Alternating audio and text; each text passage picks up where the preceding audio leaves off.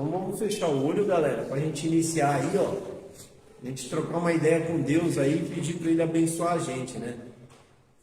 Pai, obrigado por mais essa terça-feira, obrigado por mais essa bênção de eu ter acordado, de eu estar com os meus braços, minhas pernas maravilhosamente bem. Obrigado por eu poder estar respirando, por eu poder estar ouvindo, enxergando e falando, Pai. Essa bênção é a melhor e a maior que o Senhor pode fazer em minha vida, porque através dessa bênção eu consigo realizar tantas coisas na minha vida. Então desculpa, Pai, desculpa se ontem eu não consegui enxergar essa bênção que o Senhor me dá. Hoje eu estou enxergando e estou lhe agradecendo.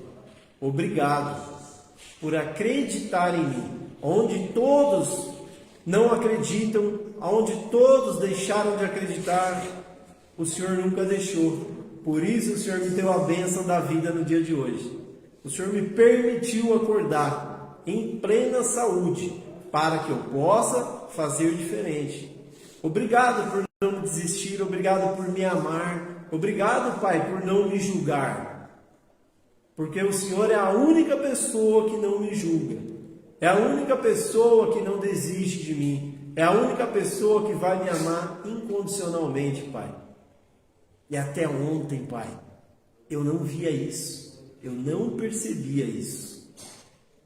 Hoje eu estou percebendo o quanto eu sou amado, o quanto eu sou um filho amado de Deus, um irmão amado de Jesus. Porque todos os dias vocês não desistem de mim, vocês vão continuar investindo na minha vida. Peço ao Senhor que abençoe a todos que estão dentro dessa sala aqui hoje, dentro deste auditório, Pai. Abençoe para que todos eles enxergam essa bênção que eu acabei de falar e parem de achar que não são amados, porque o ser, a energia mais importante do mundo, já me ama do jeito que eu sou, já acredita em mim do jeito que eu sou. E está tudo bem, porque se o Senhor, que é a peça mais forte, que é a energia mais forte do planeta, do universo, já acredita em mim, isso é o que eu preciso para que eu também possa acreditar em mim. Obrigado, Pai, obrigado de coração, obrigado pela alimentação que já tivemos e obrigado por essa ideia que a gente vai ter aqui, bater esse papo, trocar uma ideia em seu nome, para que a gente consiga, Pai, fazer ferver o coração de cada filho seu que está aqui hoje. Que as palavras entrem como um jab, que peguem e façam ele sentir o poder do seu amor, o poder da sua crença em nós, que o resto vai ficar tudo mais fácil. Sou muito grato, Pai, de coração, por este momento. Sou muito grato por eu e a Letícia estarmos podendo sentar e conversar e dividir um pouco de conhecimento, um pouco do que a gente já adquiriu, trazer para eles. E assim buscar ajudar eles a se amarem de uma maneira ao qual nunca se amaram antes. Obrigado e amém. Amém. Valeu. Qual é o tema de hoje? Aí, a gente lançou o tema de hoje. A gente ia começar com os pontos do orgulho, não é isso? Cara, o orgulho é o que reina no mundo, ao qual fazem as pessoas não conseguirem, não viverem o que merecem viver, cara. Todos nós somos orgulhosos, né? Então a maior dificuldade, velho, para que eu me perdoe, para que eu pratique o meu auto-perdão, é o meu orgulho. E hoje a gente vai começar a gente vai ao longo das próximas semanas cada terça vai fazendo um ponto do orgulho. Então hoje a gente vai começar com o quê? O se sentir inferiorizado, né? Achar que eu sou inferior aos outros. Caiu, sabe? Achar, velho, que eu não sou merecedor. Então me coloco nesse sentimento, nessa posição de se sentir inferiorizado, tá bom? Vocês vão entender o que é o orgulho por trás desse sentimento. Porque de todos eles a gente colocou aqui 14, tá? Isso nas reuniões passadas. 14 pontos, e depois a gente fala deles, que fazem o orgulho ficar por trás e a gente não percebe, a gente não identifica com clareza. Então a gente vai falar hoje desse ponto, que é o se sentir inferiorizado, e o quanto o orgulho está escondido por trás. Mas quando a gente não percebe que é o orgulho, a gente coloca outros nomes. O que a gente quer passar para vocês é para que vocês começam a identificar qual sentimento que vocês estão tendo e como lidar. Porque a gente só consegue lidar com algo quando ele se torna conhecido para mim. O que é desconhecido eu não sei como lidar com ele, como resolver, como ajustar, como arrumar. Então a gente vai pontuar algumas coisas com vocês, para vocês cada um fazer uma reflexão. O quanto vocês já se colocaram em situações e sentimentos de inferioridade e o que isso já prejudicou vocês, aonde fica armazenado esse sentimento dentro da mente, para que vocês consigam, a partir do conhecimento que a gente vai estar colocando aqui, buscar mais intensamente ainda, saber se esse não é um dos, porque a gente fala, dos 14 que a gente vai falar aqui, talvez eu até então não achei alguém que tenha os 14 escondidos. Quando eu fui olhar nos 14, 5 eu me identifiquei, né? Então assim, talvez você vai se sentir encaixado nesse, no próximo, vai ter um que não vai encaixar, mas quando você achar quais deles você tem adulado, paparicado, que é isso que a gente fala, são sentimentos ruins, mas a gente fica ali adulando, alimentando, cuidando, e a gente não consegue soltá-los.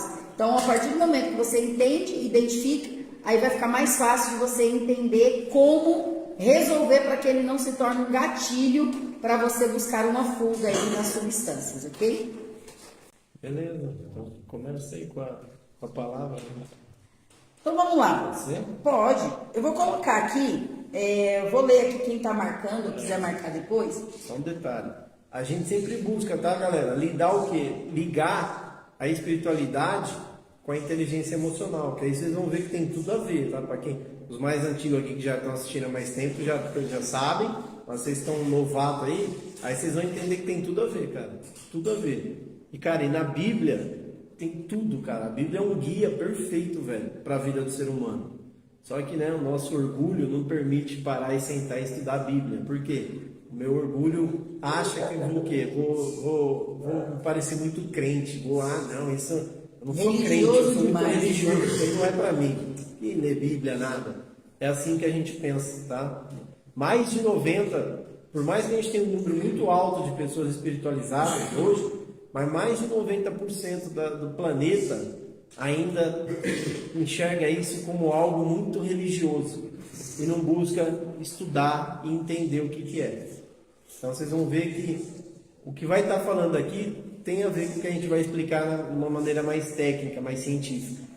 E eu sempre gosto de colocar tudo aquilo que a gente vai adquirir, que a gente paga um valor financeiro, que seja um carro, que seja algum eletrodoméstico, tudo vem com um manual para você aprender como lidar quando tem alguma coisa que não está normal no painel ali do carro.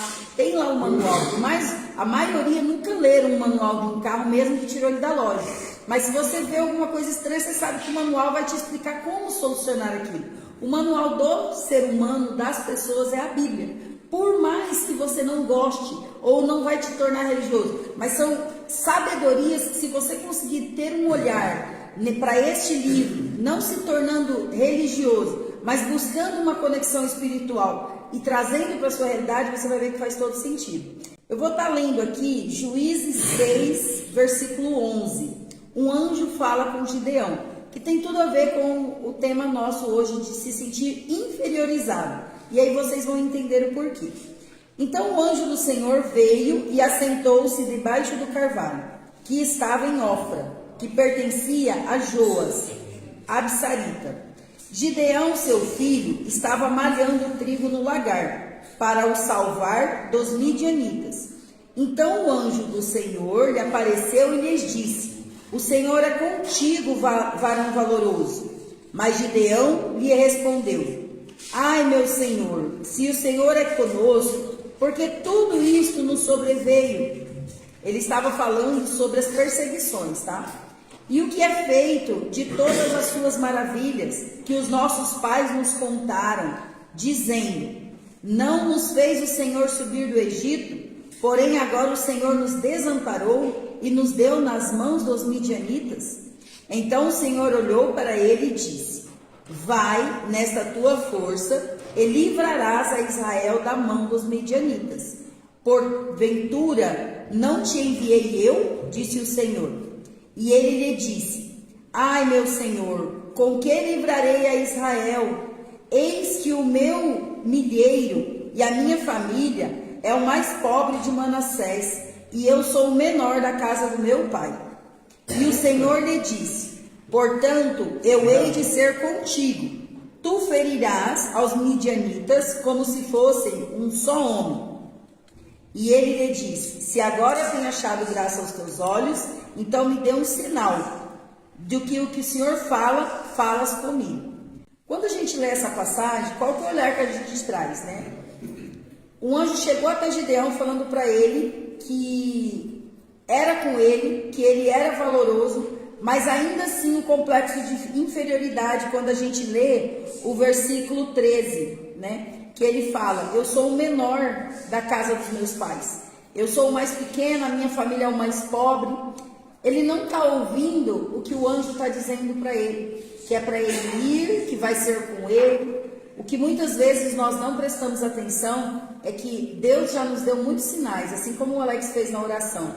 O simples fato de acordar, de levantar, isso já é um sinal que eu posso fazer diferente. Já é um sinal que Deus está comigo. Já é um sinal que o Criador de todas as coisas, o poder superior, para quem não acredita no termo ou não usa o termo, e a gente respeita e está tudo bem, mas o poder superior ao qual você acredita, ele já confiou em você mais um dia, em te dar a liberdade de levantar, de respirar, de estar aqui ouvindo tudo isso.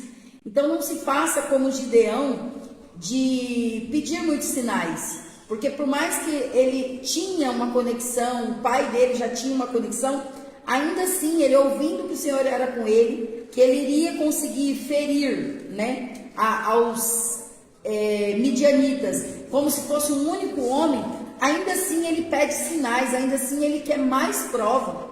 Será que a gente não está nessa de querer mais ainda que Deus prove que está conosco? Pedindo algum sinal, pedindo alguma revelação, pedindo que um anjo venha na nossa frente e apareça em carne e osso, e a gente não está acreditando em sinais do dia a dia, de poder respirar, de poder se alimentar.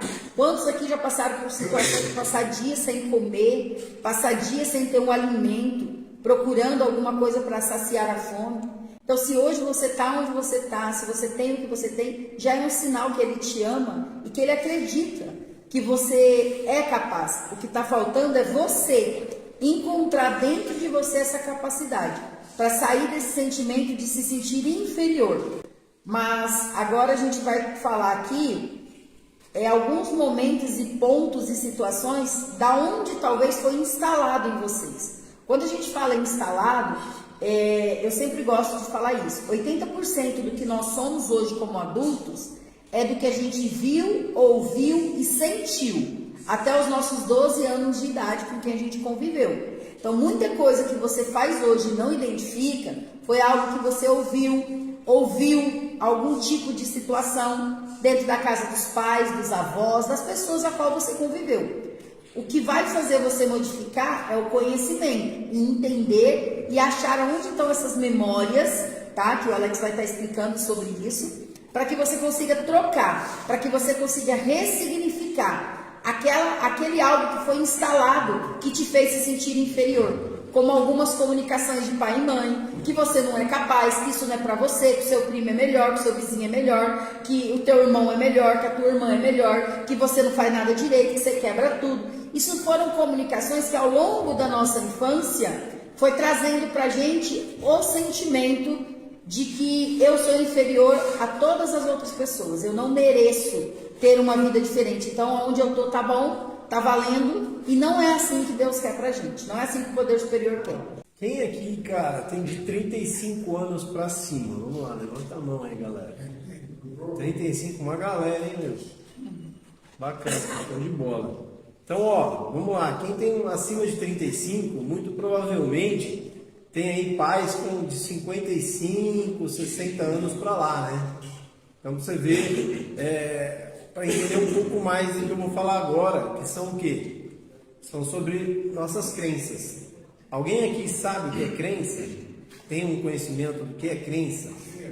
Quando a gente é pequeno, o pessoal falava, A crença, ela é assim, ó. A crença ela é uma programação mental. É igual um hardware de computador. Você tem que colocar o hardware para quê? Para ele ter a programação e ele funcionar da maneira que você quer. Então as crenças, ela é uma programação mental que foi desenvolvida na gente. E por que a Letícia falou aqui, ó, que 80% dos nossos bloqueios são instalados até os 12 anos? Porque até os 12 anos a gente está debaixo da tutela de quem? O tempo inteiro? Pai e mãe, né? Até os 12 anos, normalmente, a grande maioria ainda não está tendo aquela liberdade de sair para a rua sozinho, de já dar um rolê sozinho, de já ir para o cinema, já ir para o shopping. Não, até os 12 anos é aquela média onde você vai onde o pai e mãe está, onde você convive extremamente ali a maior parte do tempo com eles. Então e além disso, você está sendo o quê? Um gravador, porque uma criança, ela é um REC, ligada 24 horas. A criança, mesmo dormindo no ambiente dos pais, no ambiente da família, ela está captando o que está acontecendo ao redor dela. Olha isso que louco. Mesmo dormindo, cara. Então assim, se eu estou dormindo, eu tenho meus 10 anos, eu estou dormindo, e meu pai e minha mãe estão lá discutindo, ele está dormindo, só que ele está captando tudo que está acontecendo, aquele movimento que está acontecendo ali, de discussão dos pais, está sendo captado pela criança. Está armazenando, né? Então assim, a gente vai gravando tudo, as experiências. Então quantos de nós aqui, por exemplo, não crescemos tendo o quê? Um pai às vezes ignorante no sentido de pouco conhecimento, ignorante no sentido de às vezes ser bruto com suas falas, não ser carinhoso. Quantas vezes também não crescemos tendo mães secas, né? Aquelas mães que são muito carinhosas, aquelas mães que não têm muita habilidade com as palavras, aquelas mães que, poxa, critica, pô, tá louco, você é burro. Um moleque preguiçoso, e vai se repetindo aquilo diariamente. Então olha a crença. Então vamos lá, eu sou uma mãe, por exemplo, que fico falando para os meus filhos que ele é preguiçoso, que ele como mais que eu posso falar? Preguiçoso, Não faz nada direito. não faz nada direito, deixa tudo cair, peralta demais, é mal educado, e ela vai repetindo isso para a criança. Em palavras. Cara, então qual que é a programação que está sendo gerada naquela criança? Inconscientemente está sendo gravado nela que ela é tudo aquilo. Só que o que acontece? É o meu inconsciente, tá? Então eu vou me desenvolvendo. Ao longo do tempo, quando eu entro na minha fase da adolescência e vou me desenvolvendo mais, vou virando mais um homenzinho, né? Caminhando ali entre os meus 13 para os 17, 18, o que acontece? Eu já começo a agir mais ainda, com mais intensidade, da maneira como ela falava para mim. Mas inconscientemente eu vou fazendo essas ações, não vou percebendo o porquê, mas está o quê? Repetindo algo que está lá no inconsciente. Então eu não tenho consciência do que faz eu agir daquela maneira. Qual é o gatilho que faz eu agir daquela maneira? Mas eu ajo, eu faço. Então quantos filhos, por exemplo, não se sentem valorizados hoje? Não se sentem amados hoje? Porque lá na infância não teve da maneira correta. É muito legal, galera, porque a nossa mente, ela tem 3 divisões, tá? Nós temos na mente, nós temos 3 divisões muito bem desenhadas ali, tá? Eu tenho o consciente, que é o que eu lembro fácil, é muito rápido, né? Eu faço algo, mas eu sei por que eu estou fazendo. Eu tenho o inconsciente, né? Que está guardado lá no inconsciente, né? Então eu faço mas eu não sei o porquê eu estou fazendo aquilo, e pode ser que às vezes um simples gatilho me lembre o porquê. Por exemplo, vamos dar um exemplo. Quem aqui já, passou tempo, férias, ou estava próximo de avó e vô? Legal. Você alguma vez já foi em algum lugar e você sentiu um cheiro de comida e você falou, puta, isso lembra a comida da minha avó. Ou um prato que você põe na sua boca, você sente o sabor e você fala, caraca, lembrei da comida da minha avó. Então, esse é um modelo de inconsciente que está lá, mas algum gatilho, bem, despertou a lembrança.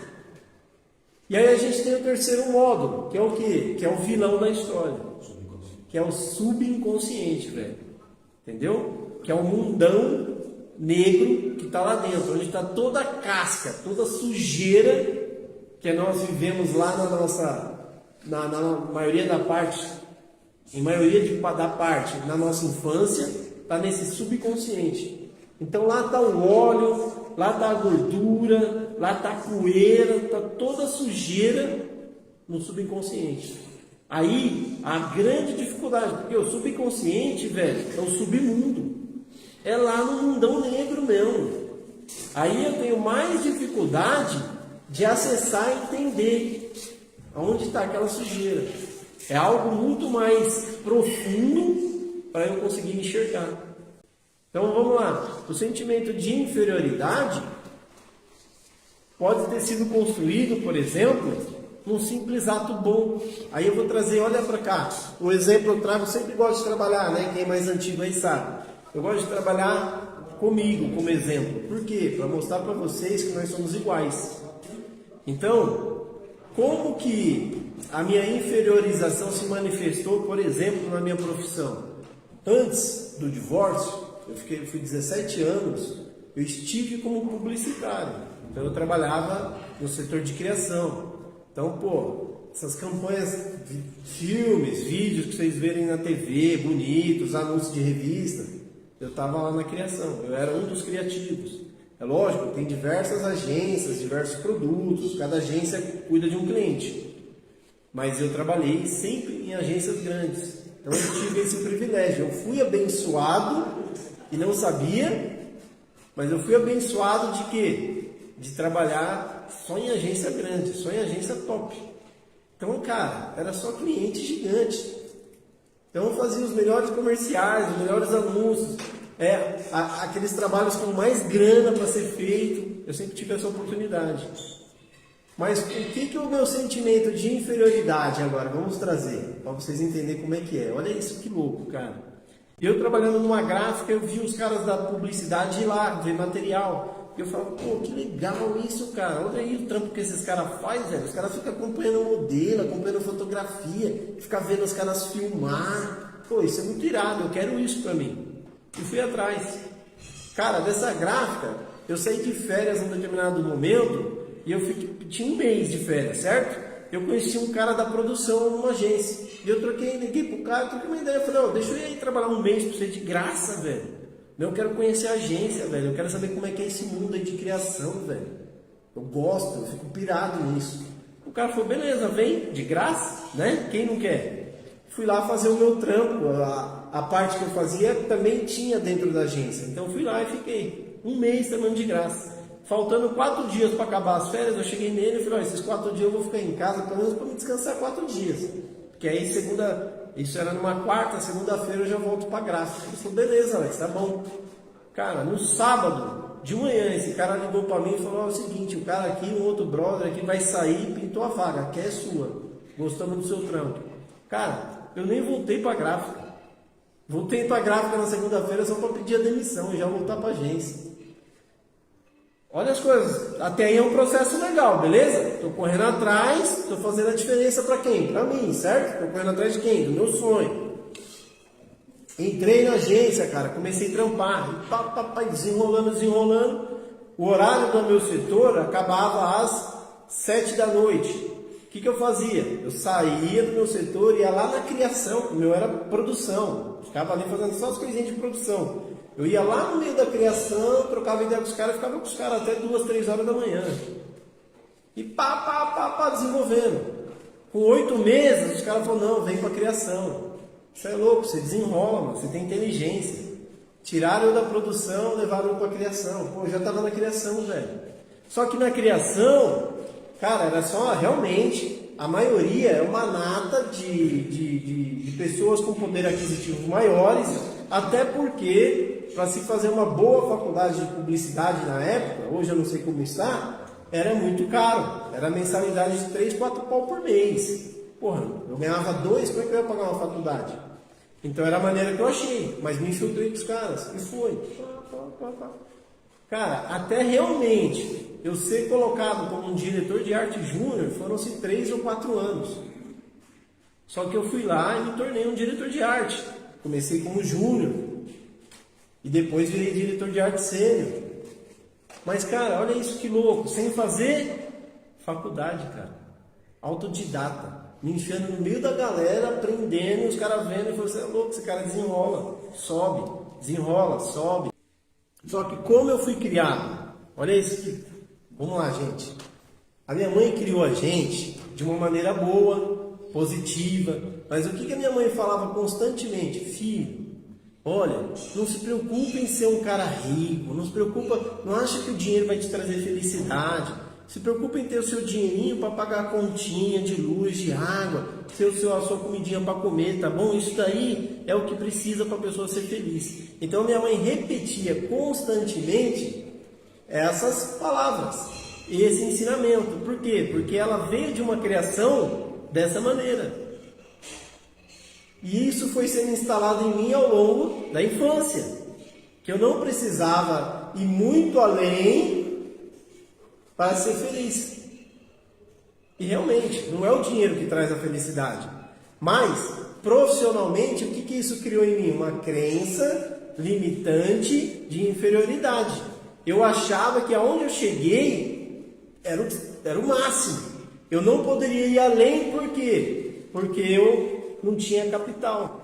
Puxa, para chegar no cargo de Head of Art, para chegar no cargo de diretor de criação, para chegar no cargo de vice-presidente de uma agência, eu teria que ser de família rica, eu teria que ter já grana. Os caras que estão lá são porque são puxa-saco. Os caras que estão lá é porque, poxa, o cara tem grana, então é mais beneficente para os chefes, entendeu? Era esse pensamento que eu tinha. Então eu comecei aonde? Me limitar. Porque eu me achava inferior à galera que estava naquele andar, naquele degrau para cima. Mas olha que louco isso. Que engraçado. Eu saí das agências, cara. Sabe como que eu saía das agências? Os chefes, né? Os diretores de criação, os vice-presidentes trocavam de agência.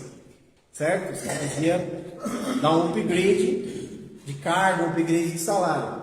E esses caras me levavam. Os caras me convidavam, falavam, os caras chegavam em mim e falavam, tal dia eu vou começar em tal lugar, eu, pô, que legal e tal. E o cara falava, só que é o seguinte, arruma sua mala que você vai comigo. Oi? Não, velho, você é meu diretor de arte. Onde eu for, você vai. Os caras viam em mim, eu não via em mim o que os caras viam em mim. Vocês entendem? Porque eu me achava inferior, eu achava que eu já estava no meu limite. Olha isso que louco. Cara, hoje, por exemplo, eu tenho 2 chefes incríveis. Um chama Hugo Rodrigues, o cara hoje é Charmaine da W Macan. Cara, velho, é uma puta referência hoje no mercado. Entendeu? É uma puta referência. Quando eu saí da empresa que ele estava, né? Por quê? Porque eu tive foi o único lugar que eu fui demitido. E foi porque, assim, tinham-se 4 diretores de criação. E com um diretor de criação eu não me dei muito bem. Não me adaptei muito bem, mas muito mais eu do que ele, porque se ele estava naquele cargo, ele conseguiu resultados para estar naquele cargo. E quem tinha que mostrar mais era eu que tinha chegado recentemente. Mas eu me dei muito bem, e aí a gente teve uma dificuldade de relacionamento, e ele me demitiu. Tanto, para vocês verem, olha como a vida é. O outro diretor de criação, que foi o que me contratou, que tinha ido e me levado, ele não pôde interferir. Por quê? Porque eram grupos. Ele falou, Alex, putz, você tá fora da minha alçada. Aí foi você e ele, você tinha que ter dado um jeito de, cara, entender melhor a linguagem do cara. Ok. Aí o que acontece? Esse Hugo Rodrigues, ele era o vice-presidente da agência. Ele me chama na sala de vidro e ali acho que foi onde começou a minha missão, a minha mudança de vida, galera, inconscientemente. Ele me chama nessa sala de vidro e senta e fala: Alex, o que aconteceu, cara, pra você ser mandado embora? Pô, você é um cara 10, velho, você vinha fazendo um trabalho legal pra caraca, mas, velho, como você se deu com o Kevin, cara, não tem como eu segurar. O Kevin pediu sua cabeça e eu vou ter que acatar. Naquele momento, cara, eu olhei muito bem nos olhos dele e falei: Hugo, tá tudo bem. Eu entendo que se eu estou sendo demitido é porque eu não me adaptei ao sistema da empresa. Porque se fosse errado a empresa, você não estaria nessa cadeira e o Kevin não estaria na cadeira que ele está. Vocês não estariam conseguindo os resultados que vocês estão tendo. Então eu entendo que o erro é meu. Esse cara, velho, o Hugo, ele encheu de água os olhos dele, cara. Eu nunca vi isso, hein, chefe, desse jeito.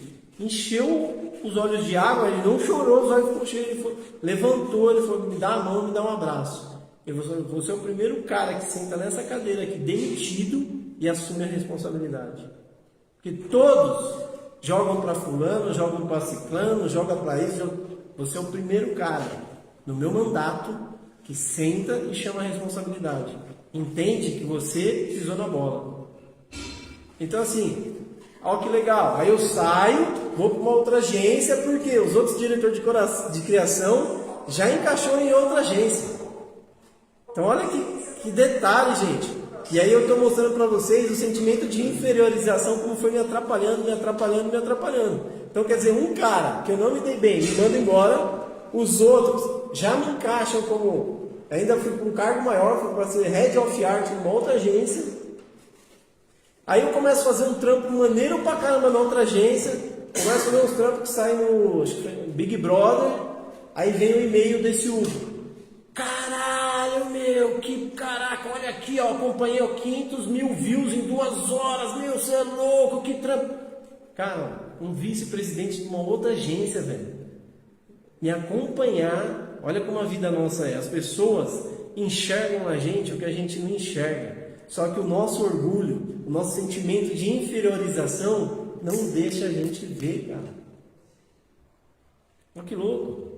Aí hoje, por que eu estou contando essa história? Para vocês entenderem, hoje eu enxergo o quanto eu me sentia inferior a outras pessoas, mas por algo que eu, lá atrás, quando criança, foi instalado em mim. Foi por mal que a minha mãe me trabalhou desse jeito? Não.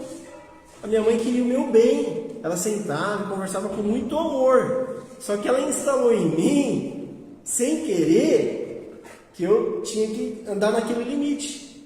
Então, quando eu cheguei num nível que eu poderia ir além, aquele limite me trouxe o sentido de inferiorização. E eu falava: não, ali é só para nego que já tem muita grana, é só para nego que já é muito estudado, eu não consigo chegar lá. As outras pessoas viam. Só que o que elas poderiam fazer se eu não via? Elas também tinham um limite. Elas também não poderiam me dar o acesso de graça. Então, por que eu venho trazer isso? Porque hoje, após todo esse processo que eu vivi, que aí eu fui mergulhar, o divórcio fez eu mergulhar lá no fundo do poço e começar a enxergar minha vida de uma maneira diferente. Só que eu tive que começar a buscar o quê? Novos conselhos, novos ambientes. Para quê? Para que eu passasse por um processo de reprogramação mental e enxergar o porquê que eu tinha as limitações que eu tinha. Por que eu não consigo o resultado X? Por que eu não consigo o resultado Y? É porque eu estava travado emocionalmente, mentalmente. Eu estava travado num nível que lá atrás foi instalado em mim. Só que estava onde? No meu subconsciente, cara. E eu fui enxergar através de onde? De muita dor, que foi o divórcio, que foi o fundo do poço.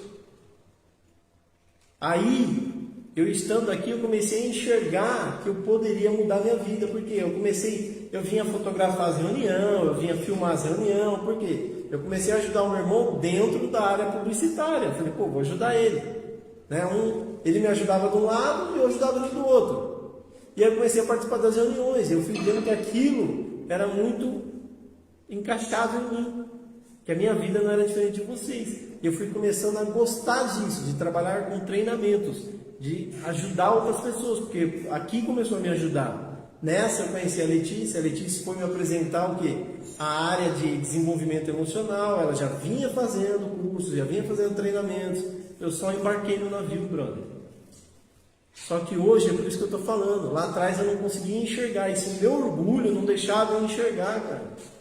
Que era um orgulho que não me permitia. O orgulho faz a gente achar que os outros são melhores que a gente. Só que é orgulho nosso, cara. Por isso que eu falei, lembra aqui no começo, que eu sentei aqui e comecei a falar com você? A gente precisa parar de se importar com o que os outros falam, com o que os outros acham. Porque é a gente que cria esse monstro, é a gente que cria um monstro dentro da gente, de que os outros acham que a gente é um inútil, que os outros acham que a gente é um lixo, que os outros acham que a gente é incapaz. É a gente que cria esse monstro, está aqui dentro, ó. Não é ninguém. Está aqui, está aqui. É a gente que fica, o nosso orgulho. Cara, o orgulho, por exemplo, de eu não quebrar meu joelho no chão, velho, começar a trocar uma ideia com Deus diferente, velho. Bater um papo diferente com Ele. Pedir para Ele me direcionar e me mostrar o que eu preciso enxergar. O que eu preciso enxergar em mim, Pai? O que eu não estou vendo? O que eu posso mudar? Me ajuda. Me dá uma dica através de alguém, através de alguma situação. Então a gente precisa começar a fazer isso. E o questionamento. Por que eu falo? Vai lá, todo mundo eu peço. Galera, pega um papel, pega uma caneta. Todo final do dia, começa a fazer um questionamento. Começa a fazer um autoquestionamento para você identificar as situações que ocorreram no seu dia. Por que foi tal coisa? Por que eu senti isso? Por que eu estou nervoso? Por que eu estou triste? Ué, por que de manhã eu estava legal? Por que à tarde eu estava legal? E aí você vai começar a cruzar com as suas respostas, você vai começar a cruzar as informações para você criar um ponto comum e você criar uma identificação da sua emoção no dia, da sua emoção na semana, da sua emoção na quinzena, da sua emoção no mês. Só que eu preciso fazer o quê? Entrega, eu preciso fazer muita entrega, eu preciso me dedicar para mim.